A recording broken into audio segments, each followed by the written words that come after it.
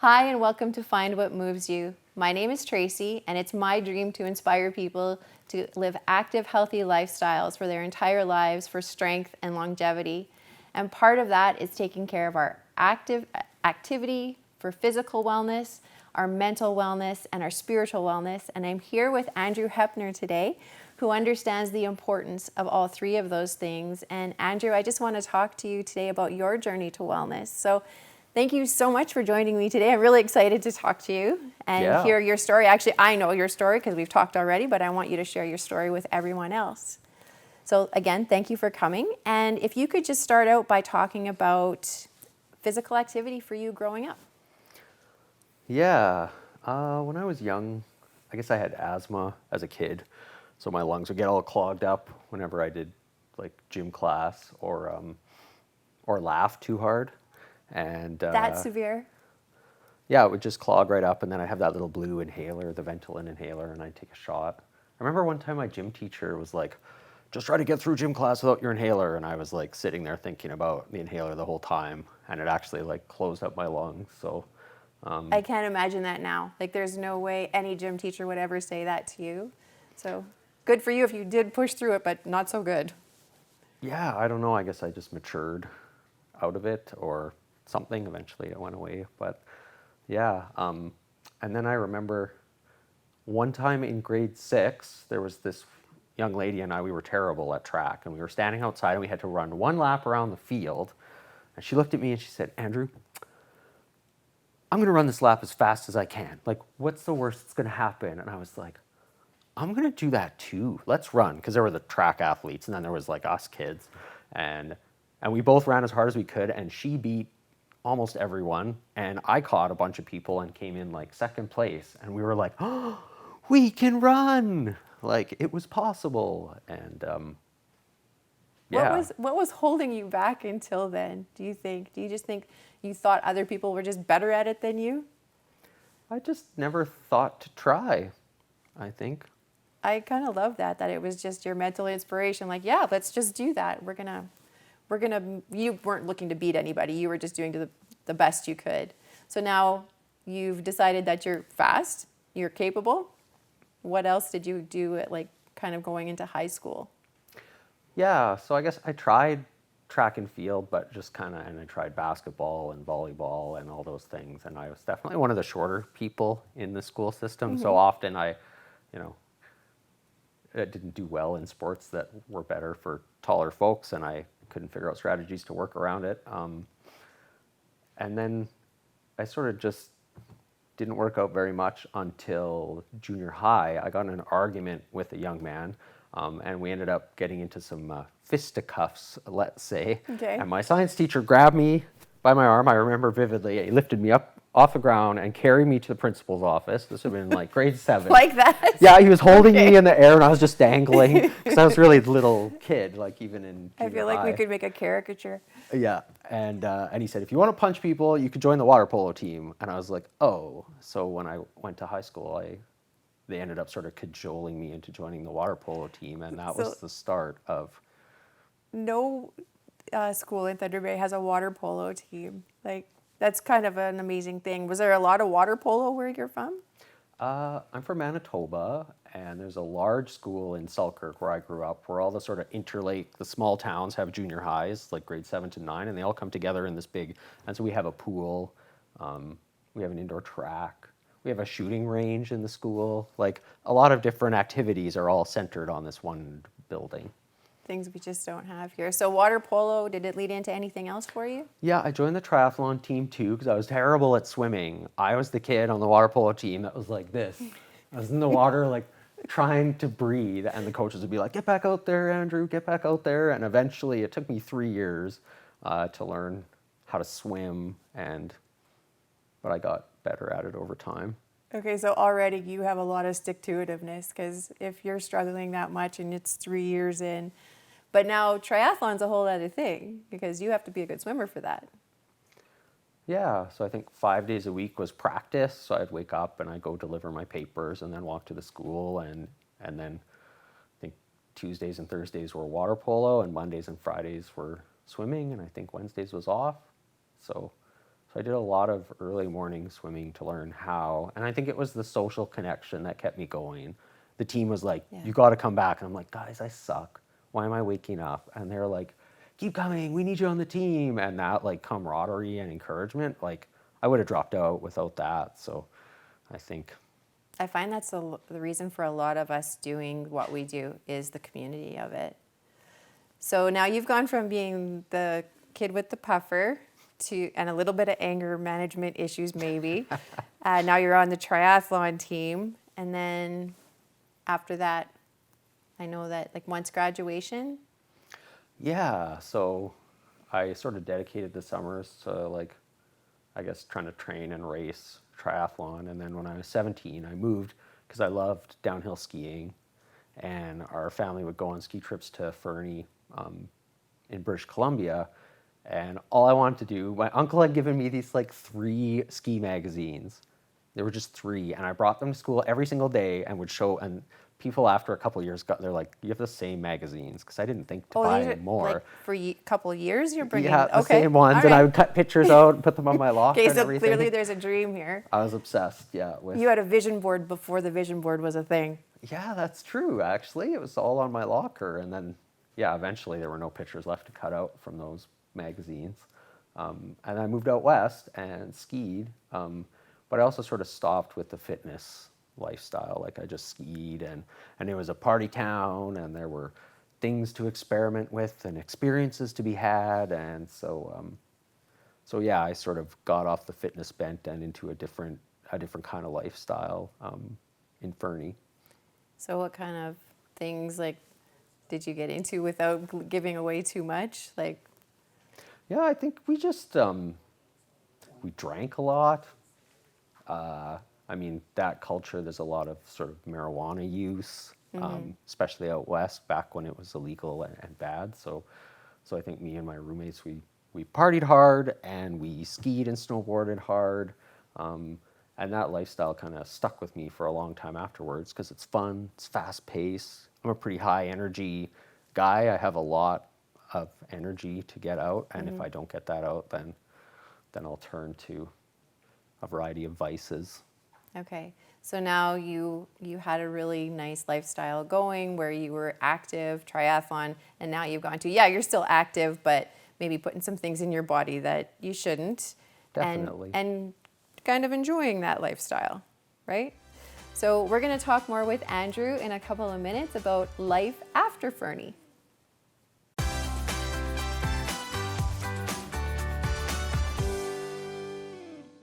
We're back with Andrew talking about his journey to wellness. And so far, you've gone kind of a journey to wellness and then not so wellness. And now we're going to be kind of on the way back. You met someone or you signed up for a team. I don't know, you can describe this the way you want to. It was like for a support team for someone. Oh, yes. So I had moved back to Winnipeg and I was experimenting. So after living out west and skiing, I had signed up for a physiotherapy degree at University of Winnipeg. I wasn't doing very well because I didn't know what an academic journal article was, and I just couldn't figure it out. So they were Okay. like, "You need at least 10 papers in your paper that you're writing," and I'm like, "What paper? What are they even talking about?" So I wasn't doing very well Okay. in physiotherapy. Kind of key. Yeah. Yeah, and I'm like, ugh, this is not good. And so through my parents, there's a fellow named Arvid Clausen who raises money and does bike tours across Canada. And he does this endurance thing where he bikes for 20 hours and then he sleeps for 4, and then he bikes for 20 and sleeps for 4. So he was raising money for something, biking from the topmost, I think it was a Hewlett, down to Point Pelee in a set number of days, and he needed a support vehicle driven to Whitehorse that would drive behind him and feed him, and he would sleep in it. And so I offered to drive it up there with them, and then I figured I'll bike back to Winnipeg just in 'Cause why honor wouldn't you? Yeah. of him and Yeah. try to figure out what I'm doing with my life. So that's the whole point of you riding the bike back, is so that you can kind of put perspective in your life, figure out what's going to happen next. Yeah, because I was definitely stuck at that point and not doing well, not really moving my body, not really healthy, making good lifestyle choices, and I knew something needed to change, so I took that time to bike. and be by myself on the highway. I met lots of interesting people. Lots of grizzly bears cross the highway. Really? Yeah. Like biked by them? I'm just biking by myself Okay. in the middle of nowhere, and this grizzly bear would just run across the highway. People would feed them too. It was The all the grizzlies. stuff I saw. Yeah, you're not supposed to do that. They Yeah. tell you don't do that. Well, when you're biking down the highway and you see like a little like Toyota Tercel with a window rolled down and a bear up against Yeah. it, like eating in the window, it's like, Folks, that's not okay. yeah, I Yeah. hope I'm not dessert. But, Yeah, cycle fast, cycle fast. yeah. So how did the journey go? Did you find Yeah. where you should be going? Well, I decided to move to Thunder Bay because the School of Outdoor Recreation has a degree where you could be outside, and I thought, okay, I can't be inside. Maybe I could be outside. And a lot of friends advocated and said that the program was great. And so when I got back, I asked my family if they could drive me to Thunder Bay and I could see the school. And 2 weeks later, I was in. Just like that. Yeah. Very nice. Okay, so now you're in Thunder Bay, and you just mentioned something about now you need to be outside. So the importance for you of physical activity, because you've already mentioned you're an active person, you have a lot of energy. Anything diagnosed? No, I probably need to go to the doctor. Okay. But for now, I'm just I don't want to open up any cans Yeah, of any right. worms for you or I'm like anything. enjoying the way my neurology works right now. But you need to be out rather than being in, and lots of us work that way. We are all different learners. I've definitely learned that about myself. I have a 45-minute window for lecture, and then I'm done. So when I was teaching, I made sure I never lectured for more than 45 minutes. You told me a story that I would like you to share with everyone, and we might be jumping around here a little bit, but about now you've made the decision, you're outside, and you're making a journey back to being healthy and fit again. And you started going towards your first half marathon. Oh, so I think the decision to start running again, it took me, I had lived in Thunder Bay for probably a decade and still had a pretty unhealthy lifestyle and wasn't moving, and I knew things weren't right and I needed to take the next step, and I'm like, I should just do something, anything. And my friend took me for a run around Loon Lake, and it was absolutely terrible. Like, I was dying. I thought my shins were going to fall off, and I was like, wow, did I ever get out of shape since the high school days? And he was running the Moose Mountain Marathon in Duluth that year, and he said, why don't you try? And I thought, you know what, I'm just going to start running. Like, of all the things I used to do when I was a kid that I really loved, like, after that one day when I ran around the field, I would always run home with my backpack on. Okay. I still have nerve damage from running with so many books bouncing on Yeah. my shoulders. I thought, you know what, I'm just going to go back to being a kid. So I said, this year I'm going to be a trail runner. It looked really cool. There were cool pictures of people on the internet. My friends were doing it. It does look cool. Looks like so much fun. And my only goal that season was to splash in every puddle that I saw. I made it a rule. If I saw a puddle, I had to splash in it. And that just kept it light and easy for me. So I just love this story. You told me this story, and I wanted to make sure you shared it with everyone, because people think that, running is this thing where you have to be all grit and determination all the time. But if you have this goal to splash in every puddle, take as long as you want to do that marathon, right? I mean, we have cutoff times, but if that's what brings you joy, by all means, just splash in the puddles. So that started you back into running again. And I'm going to stop the running journey there for a minute and just ask you about your journey through yoga. When did that become something for you that you wanted to explore? Yeah, I think, so let's fast forward. I went through, or let's just time travel. Okay, yeah, that's what I, So I finished I'm my good with that. 4-year outdoor rec degree and became a recreation therapist, moved to Winnipeg, moved back, and then I finished my master's and started teaching in the School of Outdoor Rec, which I never planned, as a sessional part-time instructor. And man, was I ever anxious. I had so much nervous energy all the time, very nervous about classes. I had young children. We were renovating a house. And all that anxiety was just driving me Well, that's a lot of stuff. wild. I actually went to the hospital once, and I'm sure many people have, where you think you're having a heart attack, and there's like, it's a panic attack. And Yeah. sure enough, it was. And I thought, I need something to contain this energy. This crazy ball, almost feels like an afterburner of like energy, like in my gut that needs to come out. Yeah. And so I thought, you know what? I need something to channel this. So I Googled, what's the best possible way to channel energy and reach enlightenment or whatever. And it was like, yoga. And so I'm like, okay, what kind? Kundalini. And I'm like, all right. I just Googled, what's the closest Kundalini yoga teacher, and signed up for a workshop. And So started going and that was the start. found it welcoming at first. Well, the very first workshop I ever did, I didn't really fit in. I didn't have yoga clothes. I didn't belong in the group. I don't think you need yoga clothes, but I definitely felt like it was an elite, cool crew, and I was the odd man out because I was weird, full of energy, There's a lot of weird. asking too many anyway. questions, and Okay. the weirdo in the room. I'm going to stop you right there. Yeah. I want to talk to you more about this, but we're just going to take a few moments and we'll be back with Andrew in a minute.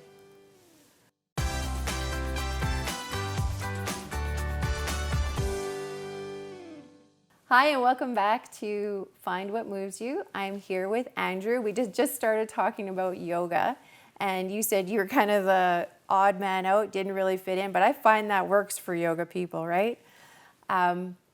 You enjoyed yoga so much after all that you became a teacher, right?